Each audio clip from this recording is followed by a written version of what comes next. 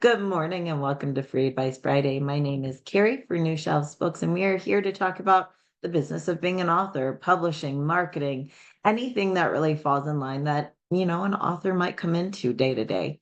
We do go live every Friday, 10 a.m. Eastern. You can join us at newshelves.com/FAF, or you are welcome to send in your questions to info at newshelves.com. I save those up throughout the week and then we answer them on Friday. So two ways. And then you, of course, can watch replays over on YouTube. So if you can't join us live, I get it. You can just send in those email questions and then you can watch the replay on YouTube, which is just youtube.com/newshelvesbooks. So we've got a question here today that we'll go ahead and get started with. Actually, it looks like a two-part question, so we will do that. Let's see. The first question here is, my book is almost has a new cover. We looked at covers with Mark last week and kind of the process of how I go through and choose covers. So that was fun. And so almost have a new cover, and the book's being copy edited and repaginated. So this book has gotten a whole facelift. Now, the number of pages will change, but not the number of words. So there's no new content, but because it was repaginated, because the interior was formatted, there will be more pages in the new edition of the book. So the question is, can I still replace the cover and interior files on Amazon and keep the same ISBN? Would I be better off relaunching a new trade edition or some such with a new cover under new ISBN? So when you are changing your page number, if you are changing it significantly, I would suggest that you go ahead and do a new edition. I don't think you need to call it a trade edition. Just call it a new edition. It can be a new edition, a second edition. If there's no new content, you just don't call it an updated edition, because updated implies that there's going to be new content. So you don't call it updated or expanded. You just put it up as a second edition, no muss, no fuss. And that allows you to kind of relaunch that book with a new ISBN, a new pub date that's, a new year. So you can do that and just get it out there that way. So that's what I would recommend doing. I would also recommend, as we know here on Free Advice Friday, I always recommend that you do purchase your own ISBN number so you have full control. You can upload to KDP and Ingram Spark for the widest distribution, the most control, and that you can get your book out that way. So that is what I would recommend, is that you go ahead and do a second edition there. See, Sarah's got a question. How do you get people to give reviews on Amazon and Goodreads after you requested and then reminded them without being a pain? I only have 23 reviews on my novel, but I know a lot more people have read it and have told me they liked it. So number one, congratulations on getting 23 reviews. As someone who works in marketing and publishing and with authors, I know that that's a really big deal. So congratulations. I will say that the first kind of marker where statistics show that your reviews make more of a difference in converting browsers to buyers or attracting attention is 15 reviews. So you've passed that first marker, which is fantastic. But you're right. We can never have too many reviews. We want more and more and more, and that does grow over time. So we know that approximately only 10% of people who read a book will review a book. So the first step to getting more reviews is to ask in the back matter of your book. If you enjoyed this book, please post a review. To send it out to your newsletter. If you've read my new book, please post a review. You can also do things like ARC and launch teams where you're specifically getting people asking to, review your book. But if you've done that, if you have messaged people and said, hey, I know you've read it, would you leave a review? You're still running into problems. What do you do from there? There's this really fine line. I told my son this also. There's a really fine line where persistence meets harassment. We don't want to cross over that line. And so while we do want to be persistent, we don't want to harass people as far as leaving a review. My suggestion is that you ask Especially if it's a broad ask, like you're putting it on social media, ask again, ask more, because that's what it takes. But if you're going to someone specific or you're emailing them, I would say ask, give them some time, ask again. If you still don't get a response, one more time and then you're done. And also keep in mind, how long have they had to read the book? But also make it easy. A reason why a lot of people don't leave reviews is they don't know where to leave a review, or they feel like they have to write a paper on your book. They feel like they have to like write this whole essay on how wonderful your book was. And the truth is, you don't need all of that to have a really great review on Amazon. So my suggestion would be, on your third and final follow-up, say, I know you're so busy. I just wanted to put it out there one more time to see if you'd be willing to leave a review. But I realized maybe you don't know what to write. So this is my review formula. 3 questions. Did you like the book? Yes, I liked the book. Number 2, what was your favorite part? I really enjoyed when Jenny and Jamie met. It was the most fantastic meet cute I've ever read. Fantastic. Would you recommend it, or who would you recommend it to? Absolutely recommended for sweet contemporary romance readers. Just couldn't get enough of this book. If they take those 3 questions and they combine their answers, I adored this book. I especially loved when Jenny and Jamie had their meet cute, one of the most adorable things I've ever read. Highly recommended for romance readers. Boom, bada, done. So making it easy and giving them examples or giving them those 3 specific questions takes that unknown or that feeling of, man, I've got to write like 3 paragraphs out of it. Because, yeah, it's nice when people write like a 3 paragraph glowing essay of your book. That's fantastic. You don't really need that, and reviewers don't have to do that. So, by making it simple, that will get you so much further. Also, letting them know where they can leave a review. You can leave a review on Amazon even if you didn't buy the book on Amazon. You can review the book on Goodreads and Barnes and Noble. Really doesn't matter where, the more the merrier, but at least one of those would be so very helpful. Also, keeping in mind, if you don't have the time to leave a written review, even going online and giving me a star rating means more to me than you'll ever know. Take out the whole written aspect. Again, we love written reviews, but we don't have to have that. We can absolutely have a star rating, because star ratings, at least on Amazon and Goodreads, count towards your overall numbers. And statistics show that having the numbers is what matters with conversion and interest, not necessarily how many written reviews you have. So giving them their options, making it easy.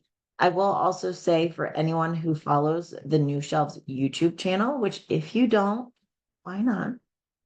If you go to the New Shelves YouTube channel, which again is just New Shelves Books on YouTube, I have a video that is how to leave a review on Amazon.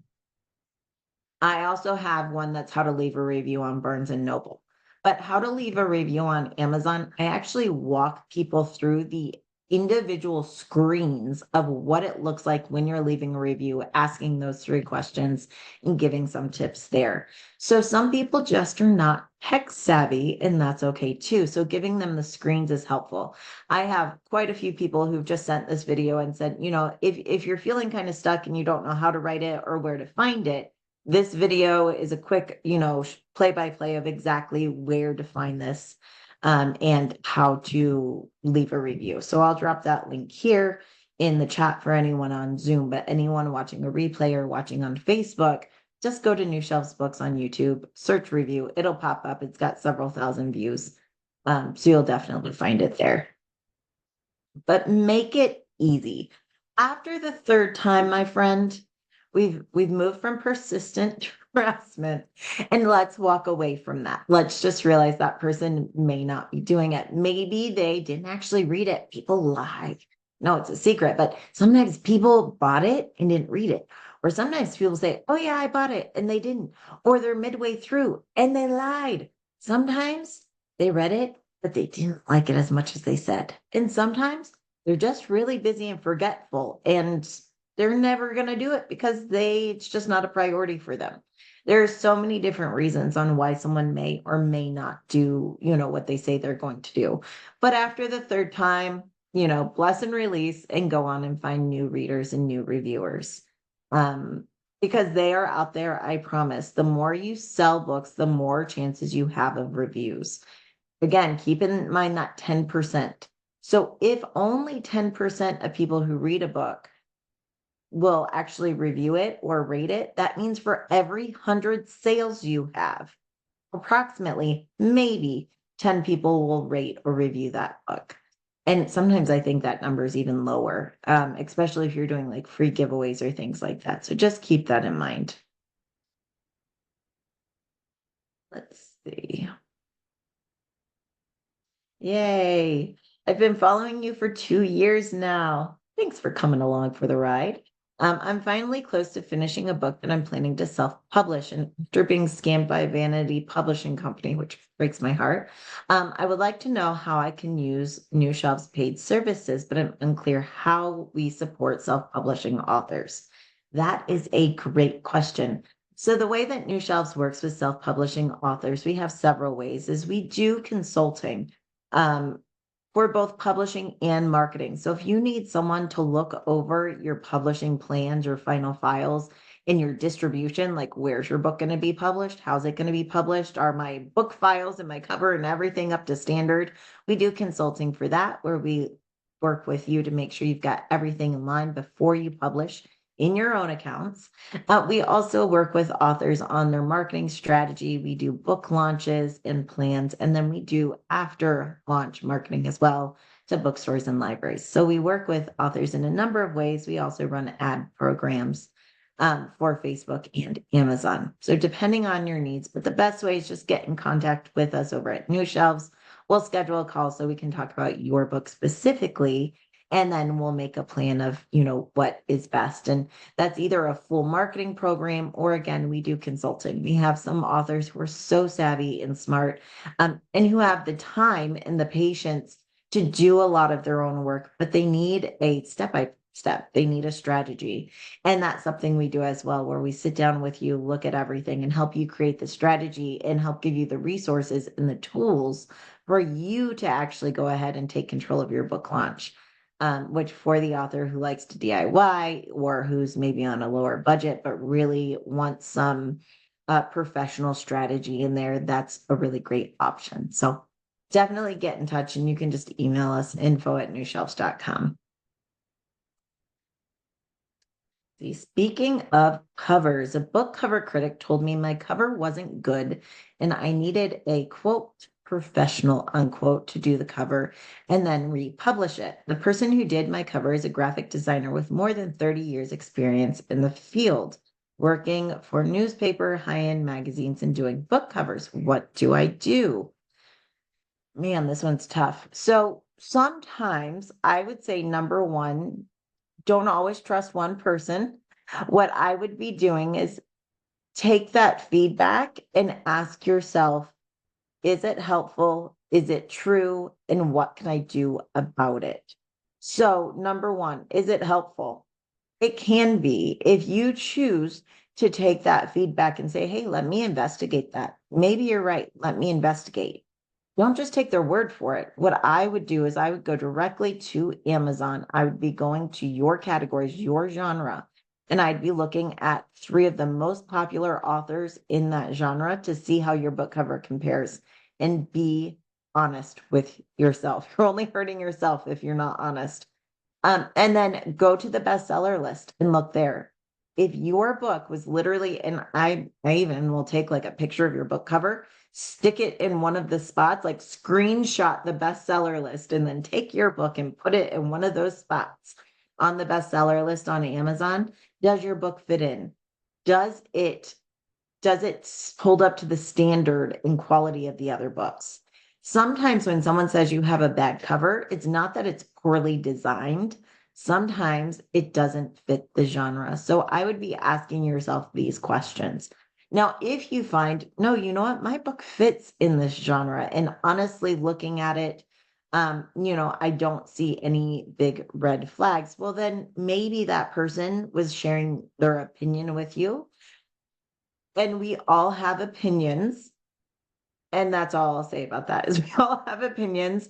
Not everyone's is right. So, sometimes it's very subjective. Now, if you find, man, I can see where all of these covers had a very clear font, and mine is maybe like a cursive font or something that's got a lot of curly cues and it's harder to read. Well, then learn from that. See if it makes a difference. Because fitting in your genre is very important, and having a cover that the cover is your most important marketing asset for your book. So if your cover is not doing its job, you're going to struggle to sell your books. So those are the things I would initially, once you take a deep breath, like one of those, like, they just said my baby was ugly. Well, now let's go check and see and see what you can do about it. Because I think that feedback is only helpful if it comes with suggestions for how to improve or if it's something you can change. You guys know I have my house on the market. When my real estate agent came over to take pictures, I said, look, if you see something that needs to be changed and I can do it before a picture, tell me and I will do it. If you see things that need to be changed and I can do it over the weekend, but I can't do it today, don't tell me until after you take these pictures, or I swear to goodness, I'm going to be wringing my hands the entire time you're here. And if there is something that you see as an issue, but I can't change or fix it in a reasonable amount of time for open house, don't even tell me. Let me be oblivious, because sometimes feedback is only helpful when it comes with next steps or if we can change it. Don't tell me something I can't change because it's not helpful. So those are kind of the things that I look at. And when people are giving me feedback or opinions that don't meet those criteria, sometimes I just have to say, thank you for your feedback. And then I walk away and can't change anything. So that's what it is, right? So that's what I would do, my friend. Thank you, Cheryl. I appreciate that. Pam, thanks for joining us. I will look for that. All right. Thank you. Actually, Samantha, I have to brag on you. Look, my notes are over here. I'm going to disappear for 2 seconds, but I'll be right back. Just hang on.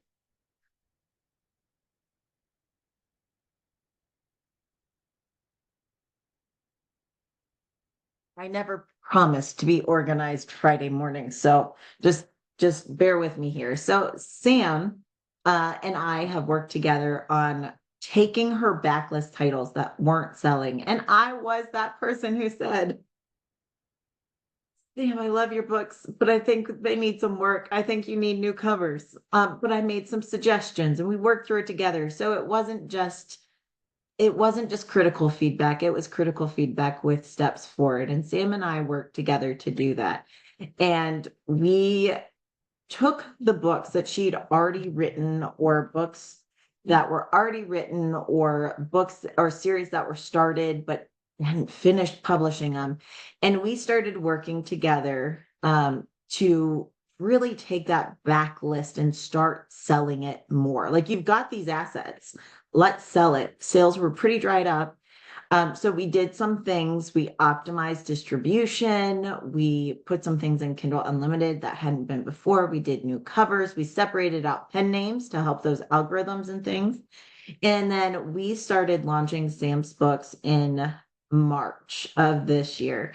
And Sam, I don't even know if you know, but I was looking at numbers the other day for as far as how you can really take something that's a little tired or maybe not optimized and help it. And I figured out that taking these backlist titles, actually marketing them, running some ads and things like that, I looked at it, and what we did when we took a historical fiction series and a contemporary romance series, so two series there, actually two historical fiction series, we got more books published in each of the one historical and one contemporary series. We had books that were already like in the hopper. We got them published, and we started marketing this books, and I realized that in it's March, April, May, June, July, September, October. Yes, I use my fingers to count. So in 8 months, I calculated and realized that we sold over 1,700 copies of your books. We gave away almost 27,000 copies of your books with the help of BookBub and some other things. We built your mailing list for contemporary, over 300 subscribers; for historical, almost 1,000 subscribers.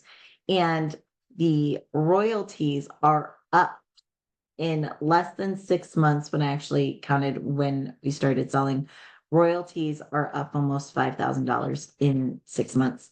So what I think is amazing about this, and I had to brag on you because I saw you, and what I think is so amazing about this is someone who had great books that didn't have the full opportunity to shine. And I think a lot of authors who have books that maybe they wrote years ago, or that they published and they just need a little facelift. I think sometimes you have these assets that you've written off as, oh, that just doesn't sell anymore. And sometimes if you invest a little time or money or effort into optimizing those, maybe giving it a facelift or republishing it, you've got the potential for all of these sales, for growing your list, for making royalties and sales. And that is one of the things I see way too often with authors is they forget that when you stop marketing a book, you stop selling a book. And so I think it's so important, if you have a book out there that you've kind of, moved back there and you're not seeing it anymore. I think that's one of the things that we really have to look at is, do you have assets that you could be selling that would be making you money if you were marketing them? Or is that opinion of the book cover, is it true? And that's one of the things we really have to consider. So I think that's just one of the things that is important, is that when we invest in our backlist, when we invest in marketing, when we invest in getting your book to readers, I say often, a book that's not seen is a book that cannot be bought. And if your book can't be bought, then why'd you write it? Unless you wrote it just because you wanted to, maybe it's a memoir and it was cathartic, fantastic. But if you wrote a book because you want to sell a book, you have to market the book to sell the book. And marketing is how we get it out there. And sometimes that positioning and thing is how we get that. So I just thought that was such a perfect example. Sam was just such a perfect example of, how you can take something that maybe is a little tired and bring it back up. And it's still a marketable asset that can build you up as an author, that can earn you royalties and different things like that. So I think that's just one of the things that's really important to think about. Let me see if I can find you. All right. So sorry to go off on a tangent, but it came up and I was so proud of all the amazing work that we had done together and how you are just getting to shine. So I couldn't help but brag. All right, there we go. So let me see. Another question that we have here is, yes, a couple people met Jessica Berg at the Writer's Digest conference, and she was so generous as to share my contact with many of you. So if you're new from the Writer's Digest conference, or you talked to Jess recently, thank you for joining us. And thank you, Jess, whenever you watch this. I know I've already texted you, but I absolutely love that. And Pam, I think you emailed in through the website, so I'll make sure I get back to you today for that. Let's see. Can I recommend a VA or business that can generate author royalty reports on a quarterly basis? I use KDP and Ingram Spark for these numbers. So if you, oh, look, Jess is on. Sorry, sidetrack squirrel. If you are a self-published author, you have access to your reports. All you would have to do is go in and pull them from KDP and Ingram Spark. Are there VAs that can do this for you? Absolutely. The question I would be asking is, do you want to give access to and pay a VA to pull the reports from KDP and Ingram Spark? Because that means they have to access your account. Do you want to give them access and pay them for quarterly reports, or, would it maybe work better if you learned how to pull those reports and you just put a reminder on your calendar for every quarter to go in and pull them? I would probably lean towards the latter personally. But I was working with an author and a client yesterday, and I was sharing my screen, and she goes, "You just flew through that. It would have taken me an hour to do one of these things." And I'm in there all the time. So if it's a point of frustration and you're looking for a VA or something like that, just because it makes your life easier, there's a lot of VAs that can do that. I would just say make sure you trust them, because you're literally giving them access to your accounts.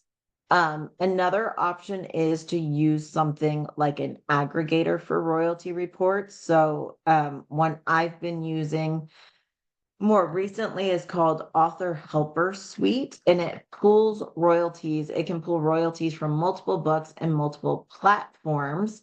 It actually can even account like how much you spent in ads and what your ROI is and what your what your profit is above and beyond, like not just your royalties, but what your profit is and what maybe is not working as well as others.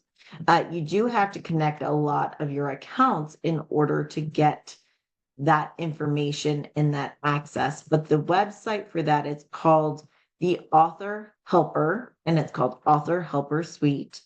And this is a fantastic tool because the Author Helper Suite not only gives you access, it is a paid program, so you have to pay for it, but it gives you easy reports that aggregates all your sales from different places. It factors in if you're spending on Amazon ads or Facebook ads, and it can kind of pull from those places with a click of a button once you connect them. But also you can add a author's assistant or a VA, a PA, whatever you want to call it. And a VA is a virtual assistant. A PA is a personal assistant. I've also heard it called an AA, an author assistant. Essentially, it's just someone who's assisting you along your journey. And so you can add them onto your account so that they have access to your reports, but they don't have to get into your publishing accounts. And when you pay for a subscription, getting their account, their assistant account is free. So that is definitely an option. I dropped that in the chat, but I will show you this as well. Let me see if I can screen share for a minute here. All right. So I'm not getting paid for this review, by the way. Anytime that I have an affiliate on anything, I'm pretty honest about that. I've used this program and I think it's really nice. So again, you can track sales, read through, sell through, ROI, your click-through rate on your ads. You can calculate like how much you can spend. If you have a series, it helps you calculate as well. Like, how much can I spend to get a reader on the first book in series and make a profit based on the historical read through, based on how much I earn per book. And, if it's Kindle page reads, because you're on Kindle Unlimited, it like calculates all of that. So it's a handy little tool. I'm signed up as someone's assistant, so I just get access to their reports. So I haven't paid for this, so I don't actually know all the pricing, but let's see if we can figure that out. Look at these tools, like there's so many. But as far as pricing, it's a free 30-day trial. And then it looks like it's $24.99 a month or $239 a year. So you would have to look at your own reports and royalties to see if this is an investment that makes sense for you. I think it's mostly only going to make sense for someone who's selling, they're selling regularly, or someone who has maybe is wide or has many books or series. That can be really helpful. But it does allow you to give access to sales reports to someone else without giving them access to your like KDP account or Ingram Spark account. So depending again on what you're using them for and why. And again, this is Author Helper Suite, the Author Helper, and I've had great experience with them. They're very responsive in their feedback or in their customer service and things like that. I'm not going to actually give you a demo because again, the account that I'm connected to is another author's account and it's got all their information in it, and I do not have permission to do that, so I won't. Let's see. Yes. And as far as like where to find a VA, I would say there are certainly companies that are just for VA. I've had hit or miss luck, honestly, with a lot of them. Whether or not, it's fantastic. Sometimes it's not even the company. Sometimes the company is just connecting you with a virtual assistant or author assistant. And then the question kind of from then becomes, is that assistant a good fit for you? Do they have the skills needed for what you personally are looking for and all of that? So what are NSP services?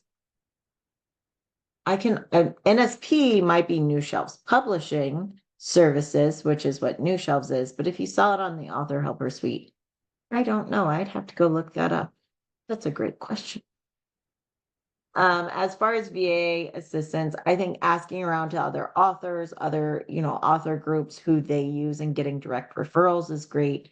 There's also a company called Busy Bee where Busy Bee is like a directory of authors assistants and virtual assistants. And so that has a list of things. I've had some people say they use that. So that might be an option as well, just to kind of start and find someone there.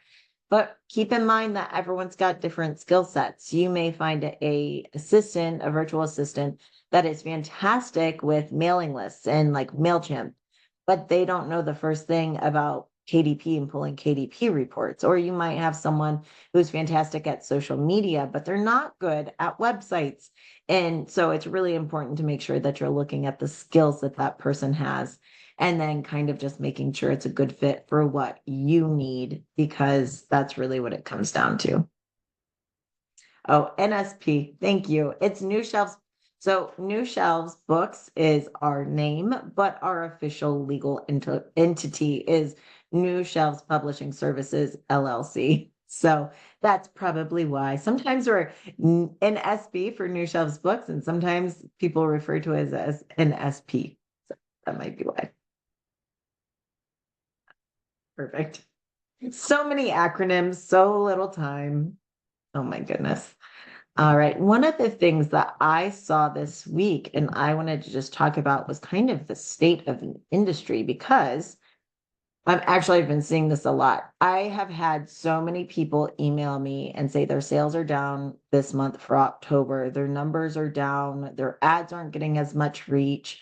What's going on? I've had people ask if they should, be reaching out to KDP to see if reports are off. I've had all sorts of things. And so one of the things that I would consider for October, if your sales are not what you're hoping for, if you're seeing changes and it's got you down a little bit, I highly, highly recommend that you take a minute and a deep breath and realize that there have been some really big natural disasters this month that have really been in the news. They've been occupying people's minds. They've been taking over social media. So of course we've had, the hurricanes in North Carolina and the Asheville area, and there are still a lot of people without power and things. And anytime we have big events that take a lot of people's energy, a lot of people's time, they're doom scrolling, they are trying to help, they're doing different things. Keep in mind that means that that is time they're not spent reading. And I'm not saying they shouldn't. I'm not saying that. What I am saying is that we have to consider that sometimes when our book sales or our book marketing is not going as we'd hoped, or we see a big change, sometimes we look at what we're doing. Are my ads still running? Is something off? Did something get paused? But we also, if we look internally and we don't see any big changes, let's look beyond ourselves and see what's going on. And this month we've had natural disasters, hurricane, and then we had another hurricane that made a lot of news, although thankfully um, you know, not as much impact as we had worried about. We also have the election going on and a lot of people focusing on the election. There's a lot of social media that's focused around the election. There's a lot more ads going on right now, taking over people's feeds with the election. People are burned out and tired. And you might say, well, what better time to relax with a book? But a lot of people are just kind of they're rubbernecking, it's like we can't take our eyes off of it. So whether they're just doom scrolling and watching things or they're actively getting involved with any of these things, we have to consider what might be impacting sales. And I will say right now in October, I have to say that between the hurricanes, between elections, I have seen numbers down in a lot of accounts. I have seen ads down. When I'm actually looking at ad impressions, they are down. That means there's literally less people looking at these ads. I'm still seeing like similar I'm still seeing similar click-through rates, like the impression when people see an ad to when they click on it, but the impressions are down. So it's not that people are responding less to the ads, it's that less people are seeing ads because less people are where they normally would be or doing what they would normally be as far as readers are involved. I'm seeing just numbers down overall with reach and impression and a lot of things like that. So if this is you, don't get too down. I'm seeing it in a lot of author groups I'm in and a lot of publishing groups, and I've seen it personally in multiple accounts of authors I work with. We know that election years, especially presidential elections, absolutely do affect book sales. We see it now, even if it's anecdotally. Has anyone actually like run? I don't know that anyone's ever done like studies on it, but anecdotally, whatever you want to call it, many of us have worked through multiple election cycles, and every single time I've seen a shift in book sales. I will also say that social media, even Amazon, will start their AI systems start to suppress certain topics, certain words, and certain ads because they don't want to get in trouble to connecting to certain things. So, for example, I have a book that I'm marketing that is a book that I'm marketing that has the word senator in it because it's a thriller and it's a legal thriller. And so there's a thriller and there's a senator in it. Guess what got rejected from a Facebook ad? My Facebook ad for a book got rejected because it mentioned a senator and it hadn't been identified and, gotten the proper check mark saying it was a political ad. It's not a political ad, it's a thriller book. But because I'd used the word senator, it was thrown out. Now, I have run the same exact ad, same exact wording before, no problem. But as we get closer and closer to the election, there are bots and AI and things that are skimming and scanning more than before, and that can affect it as well. So don't panic too much if your book sales are a little wonky this month. Just ride through it, like the rest of the country, just ride through it. And realize that hopefully these things will come up after the election. I would say by mid-November, we usually see this kind of equalize out a little bit after an election. So hang in there if you're seeing these kind of things. I'm not saying that's definitely what it is, but I am saying it's a possible factor. And so look internally, make sure nothing turned off on you, a card didn't expire, whatever, but then think of all the other things as well. Yes. And someone else is saying, by the way, this is very true. We're experiencing the same in the marketing agency I work with. We get some ads blacklisted for political reasons. It just takes one bad word. And by bad word, we don't mean curse words. We means one word that just hits the system the wrong way. So just keep that in mind. And speaking of timing, what is the best way to take advantage of the holiday shopping season to stand out from all the other holiday sales hype? And how do we do it without being hokey? Um, Here's the thing with holidays is sometimes embrace it. We can be that person at the ugly sweater party who refused to dress up, or we can be that lady who literally sews bells onto her sweater. Sometimes you should just embrace that mess. And so I think it does depend on what kind of book you have and different things like that. But just kind of, yeah, go for it. Some of our holiday marketing does not mean that every graphic we have has to have Santa on it. Sometimes it's how can this be gifted? So the first question I always ask when running ads for a holiday or for a book is I ask the question, is this book likely to be bought by the reader? Or is it likely to be bought as a gift? So, for example, cookbooks. Cookbooks are very often bought by the reader, but they're often bought as gifts. Some nonfiction books are bought for yourself, but some nonfiction books, let's say, Chicken Soup for the Teenager's Soul, that's being bought by parents. That's being bought as a gift. It's not being bought by the teenager. I guarantee it. So ask yourself honestly, excuse me, is your book likely to be bought as a gift? If you have a steamy romance book, no one's buying that as a gift. I mean, you got to know someone real well to be buying that. So, is your book giftable or is it not? And that's going to change the tone of your marketing.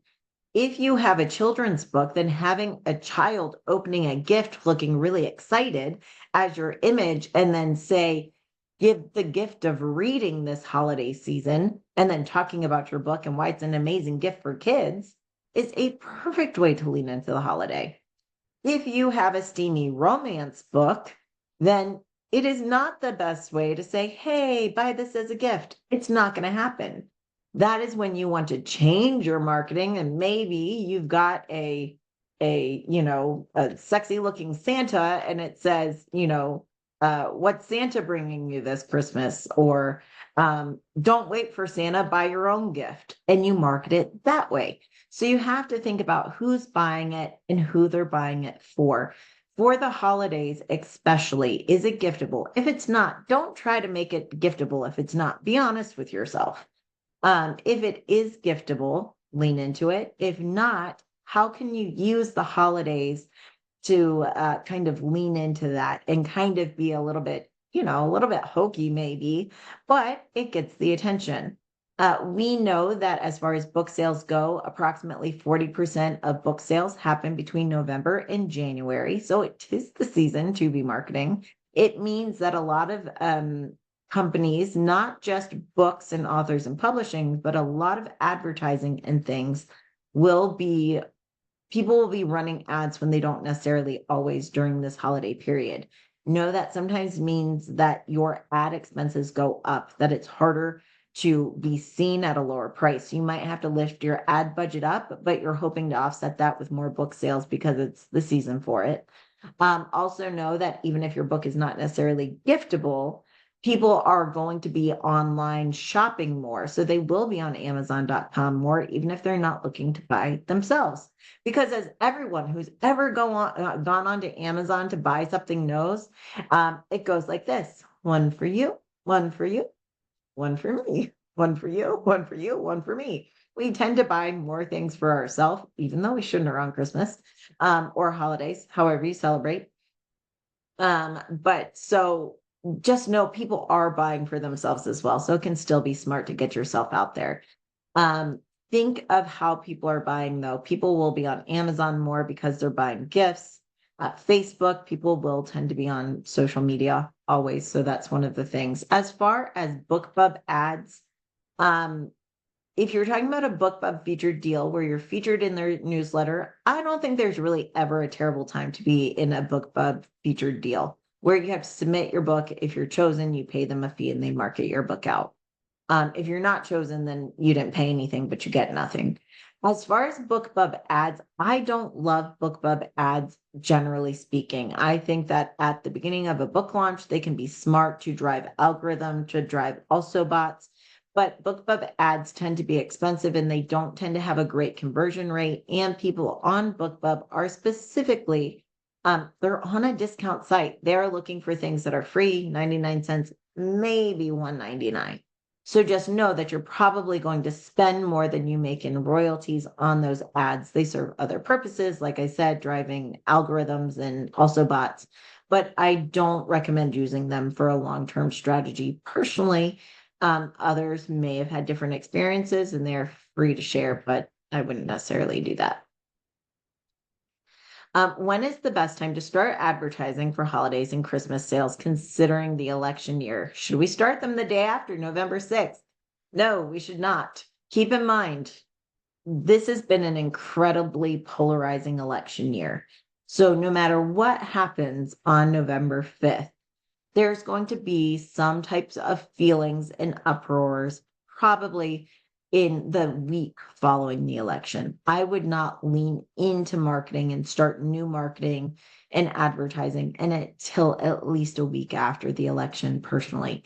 Keeping in mind that the first 24 to 48 hours after you begin an ad is when the algorithms and all those internal systems are learning. And so if your numbers are down, because people are, again, looking at other things, they're distracted, it's going to affect the life of your ad. You want to start off with a strong ad that's getting strong algorithms. This is why we don't start ads on a Friday afternoon, because that's not the best time. We want to start an ad typically. We want to start an ad on a Tuesday, Wednesday, or Thursday, because that's when people are most likely paying attention. They're caught up and they're online.